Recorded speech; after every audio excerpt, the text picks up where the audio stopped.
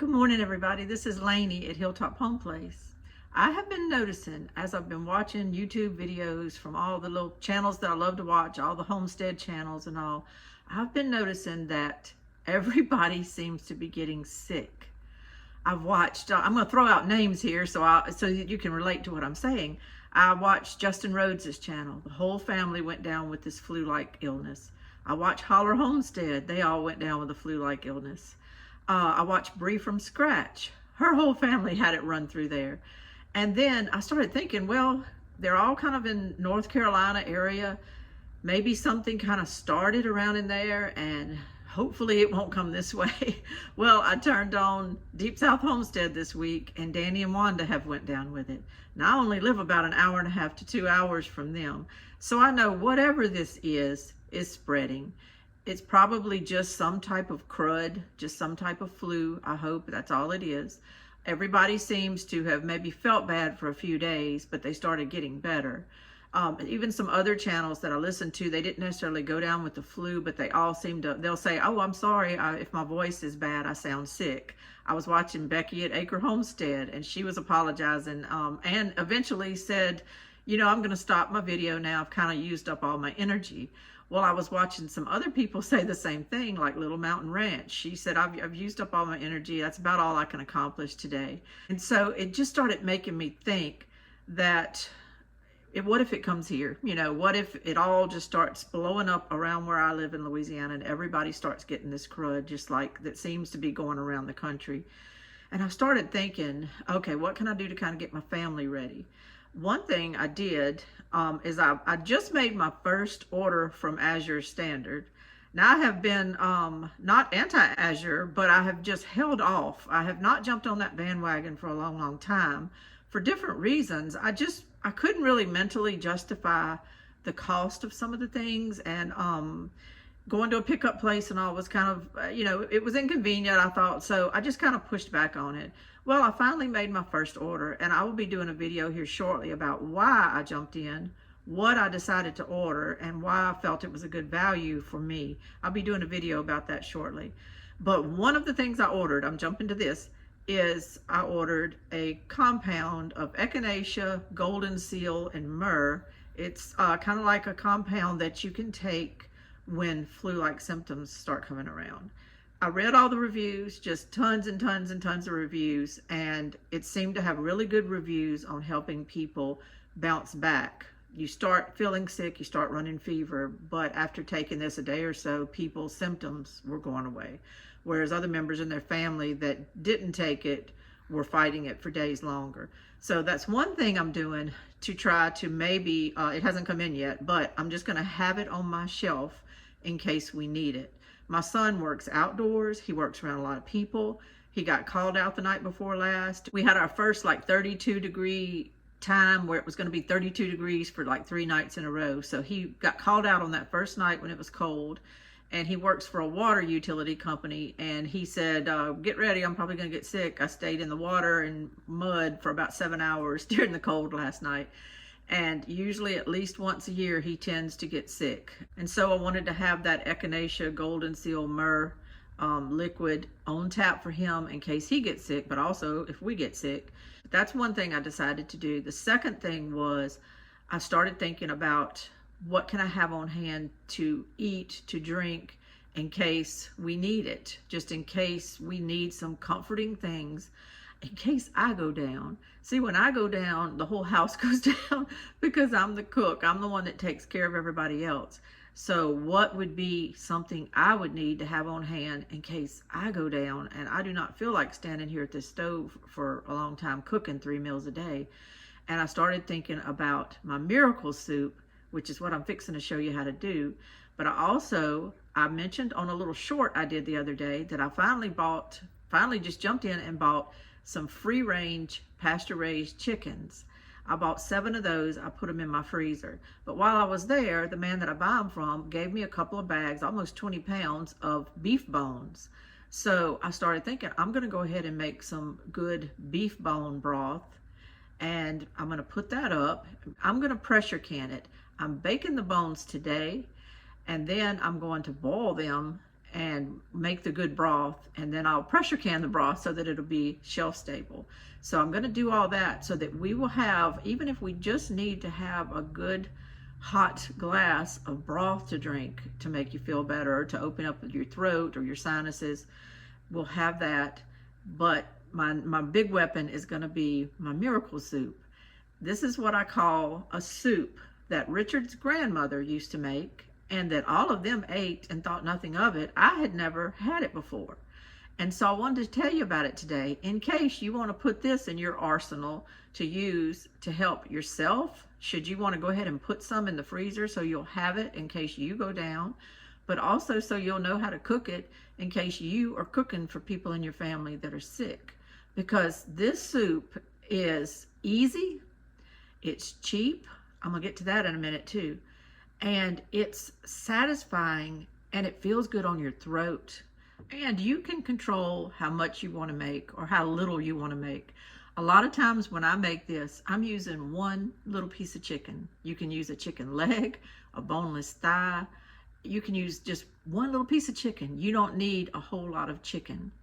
Or you can make a big batch. You can make a big batch, use some, eat some right then, freeze the rest, and pull it out later when you need it. Let me show you what this is and what it's all about. And I hope you'll remember this video should you start feeling bad. I hope you'll remember this video should you need to cook something to bring to somebody. So let me show you what it is. We call it after Richard's grandma really, but I've come to call it my miracle soup when I bring it to people, just because I feel like it will help them feel better. This is what it is. This is all you need to make miracle soup. You need some type of chicken. I told you just a moment ago that I sometimes only use one piece of chicken. I went to the store because all the chicken I had was the pasture raised and it was frozen. But I went to the store and I picked up some chicken backs. But they're very, very meaty. You see all the meat on those chicken backs? That's all you need. It doesn't matter what part of the chicken it comes off of. You just need some type of meat that you can debone. So these are chicken backs, and look at the price, $2.30. $2.30 because people normally don't buy these, so they package them up after they process the rest of the chicken, and you can get them really cheap. That's what I'm using today. If you were making this, you could take this $2.30 pack of chicken, and you could really bust it into 3 different sections, say 2 pieces each. Go ahead and freeze the other 4, say, and just cook like 2. There might be 7 in here. I can't really tell, but it looks like 6 or 7. You could just get by using 2 of these if you want. I'm going to go ahead and throw the whole package in my pot because I'm going to make some to show you how to make it today. And then I'm going to freeze the rest just to have in my arsenal in case we start to go down. The only other thing you need is cornmeal. And then you just need salt and pepper. And the last ingredient, there is one more ingredient, water. I use water from my sink. And that's all you need to make this delicious meal. And can I tell you that even if you're not sick, if you make this right and to your taste, you'll crave it sometimes. Sometimes my husband will just say, can you make me some of Mama's soup? And I'll make it for him because you kind of just crave it. So yes, that's all the ingredients. That's it. Cornmeal, chicken, salt and pepper, and some water, tap water. So let's get started and I'll show you how to make it. I just took all of the chicken, I put it in a colander, and I'm gonna wash it off really quick. You always kind of want to wash your chicken when you bring it home from the store. Okay, I put enough water in there to cover it, maybe even just a scad more to where it kind of started floating a little bit. And that's all you need to do. And then just add some salt and pepper to this to taste, but you're really not going to taste it right now. But I always like to start off by adding a little salt and pepper because the salt absorbs into your chicken and gives it a little more flavor. You're going to adjust the seasonings later. So right now, just to get it booted up, just give it a little salt and pepper in there. That's good for that right now. And then some pepper. Now, let me talk about the pepper just a second. Well, let me talk about the salt too. I know there are some people that just can't eat salt. The doctor's orders, they can't eat salt. I don't cook with no salt, so I like to have things at least flavored with salt for sure. Um, this, to me, if you're boiling chicken, which chicken, even if you're using pasture raised, it's not going to have a ton of taste unless you salt it a little bit. So I would just advise putting a little salt in here if you can, if possible. But when it comes to the pepper, I wanted to say this. A lot of people think pepper's too hot, it makes things too hot and all, and that's true, it can sometimes. If you're just making this on a random Tuesday night to feed your family, you might want to lay a little low on the pepper, and that's fine. You may want to let people put pepper on it at the table if they want it on there at the table. But I would recommend, and this is why it's kind of a miracle soup sometimes, if you're going to be making this because you have a chest cold, because your throat's hurting really bad, because you're just filled up with mucus in your head, you want the pepper in there, because the pepper kind of helps break up all that. It kind of helps you be able to breathe. And if you can stand it, and I do this a lot, but today, just to make it completely simple, I'm just sticking with black pepper. But I, a lot, will add a few shakes of cayenne to things like this, because that cayenne pepper helps it too. It helps your throat just kind of start feeling a little better and unblocking some of that mucus and stuff that just is holding you back from feeling like you even want to eat. But hopefully, if you season this enough, even go a little bit higher on the pepper side than you normally would, and let this good broth and meal mixture that's going to be created here with this chicken in it, and it's going to give you some protein, and it's going to have that real broth in there, let it do its work to make you feel better. And lay low on the salt and pepper on the nights you're just making it for kicks. But when you're making it because people feel really bad, you may want to go ahead and give it a little bit of punch to it so that it helps open you up.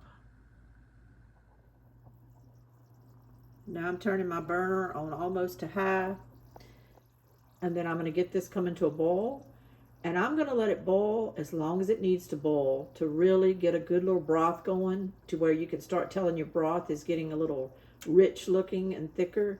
Not just till you think your chicken's done, but even a little after that, till things are really falling off the bone and the broth is looking good.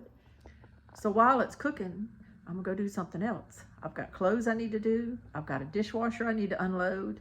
If you were taking care of somebody, if they were depending on you for their care, you could use this time while this is boiling to clean the house, to Clorox stuff, to get things organized, to change their sheets, to do things like that. So it's a little bit of time that it'll give you, if you're helping somebody, to maintain their home a little bit while you're still, in the meantime, cooking them something really good that's really going to help them. During this little intermission, I'll show you the beef bones. I baked them in my oven for a couple of hours. I probably forgot about them really, and I just came back and checked them a while ago, and I'm like, oh yeah, that's good. So just do them until you think they're done. I have actually 2 pans of these. I've got those right there.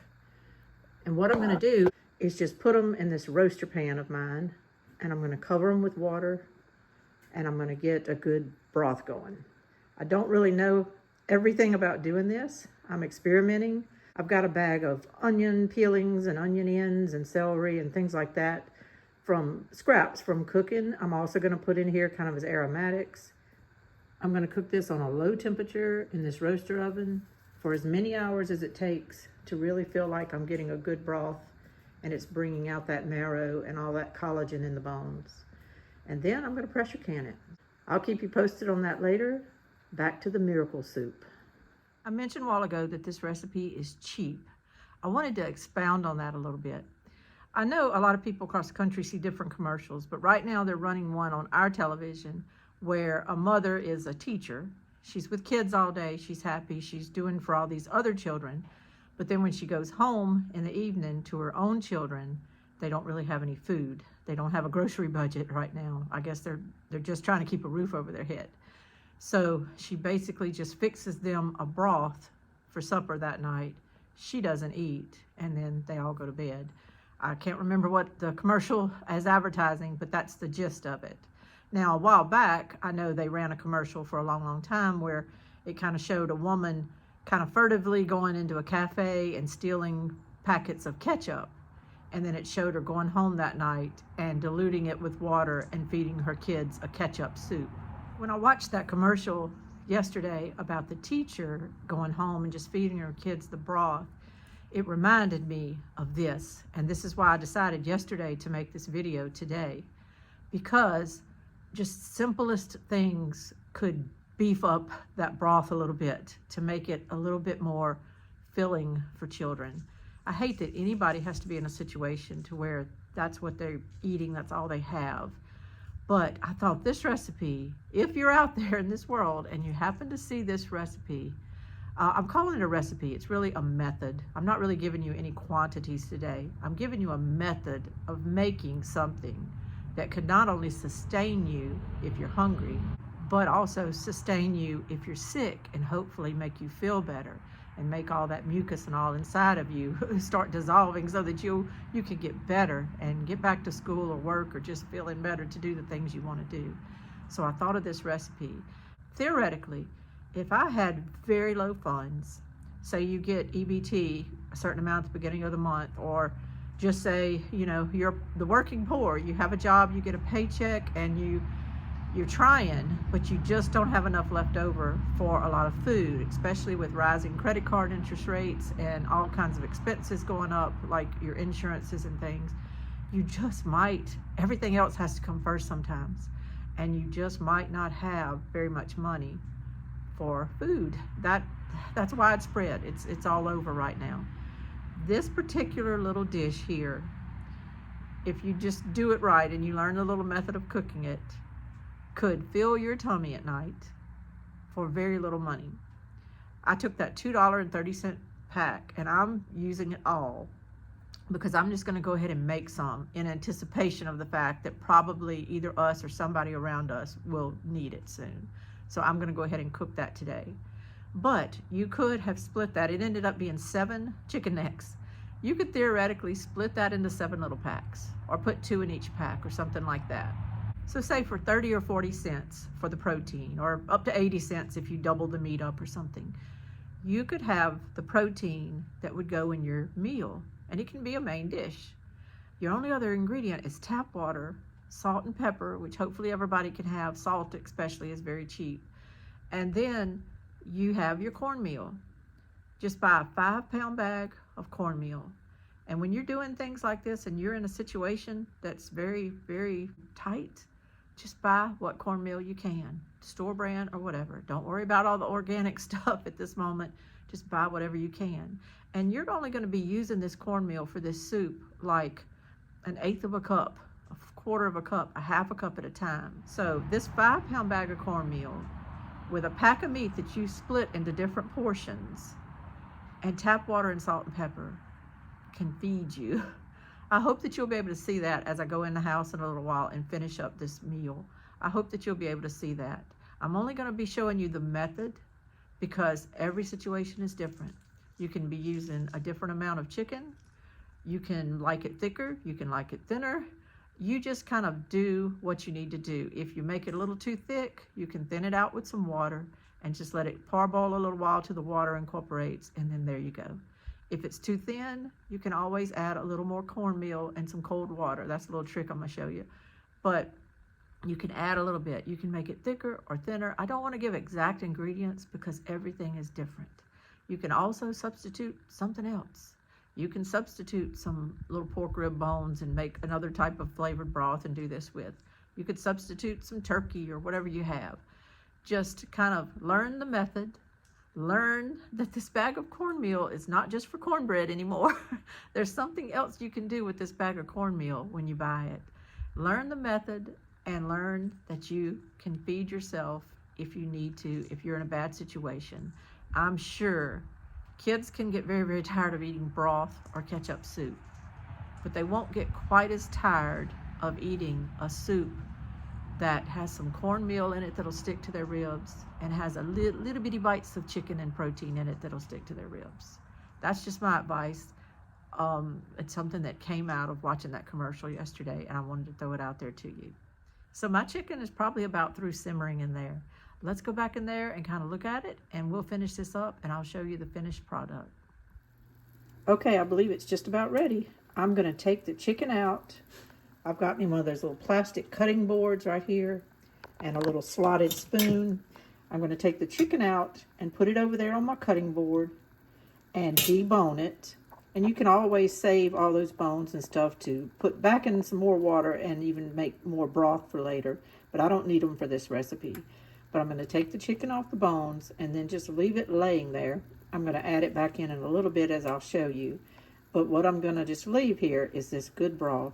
You can kind of see how some of the oils and all have come out of the chicken from that chicken fat and everything and all. But that's the good stuff. We're going to use that to make the miracle soup.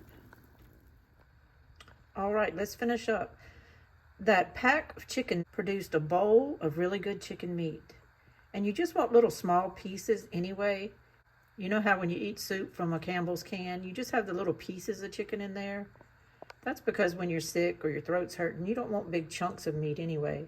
So I was able to put a lot of meat in this bowl from those pieces. I turned the fire off under the broth, and it's been sitting here. It's still hot, but it's been sitting here and not boiling for a few minutes. I told you I was going to show you the method of kind of cooking this. So I'm going to show you the method. I'm taking just a half a cup of cornmeal. I don't ever measure. I'm doing this for y'all today. I don't ever measure. There's about, say, 4 to 5 cups of broth in there. I would say probably a good 5 cups of your broth. But before I add that cornmeal that I have sitting there, the trick to this whole dish is you do pour in some cold water first. You don't want to pour the cornmeal straight into the hot broth because it'll start cooking it and it'll clunk up. You want to pour some cold water in there first. So I'm pouring about 2 cups in there to go with my half a cup cornmeal. I'm going to put that in there. And then I'm going to go ahead and put the cornmeal in there. And then I have just a whisk, and I start whisking it.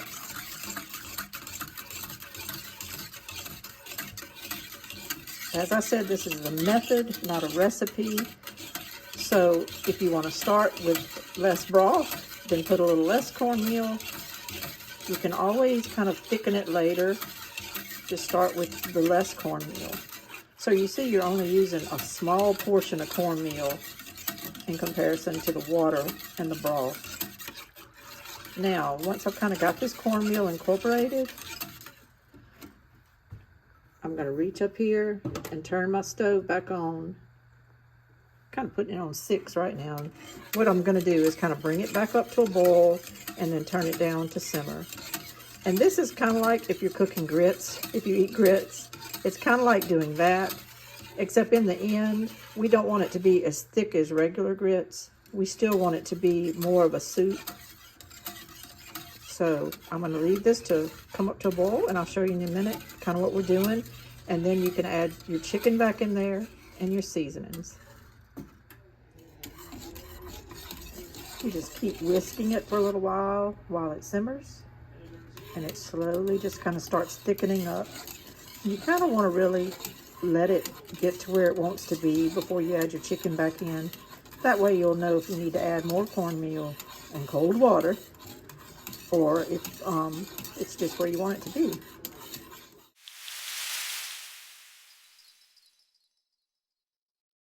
All right, this is ready. It's ready to go. I left it a little on the thin side. For me, I kind of like it a little thicker. But since I'm going to be putting it in the freezer, I know that it'll thicken up and swell kind of as it freezes. So when I pull it back out, it would be really thick. So I'm going to go ahead and do it like this. It's fine though, it's delicious. I've tasted it. I adjusted by adding a little more salt and pepper, and it's good to go now.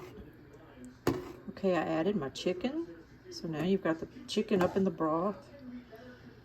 Y'all, it's hard to show things on camera, and you sure can't show smells on camera. But this smells so good. It smells so homemade.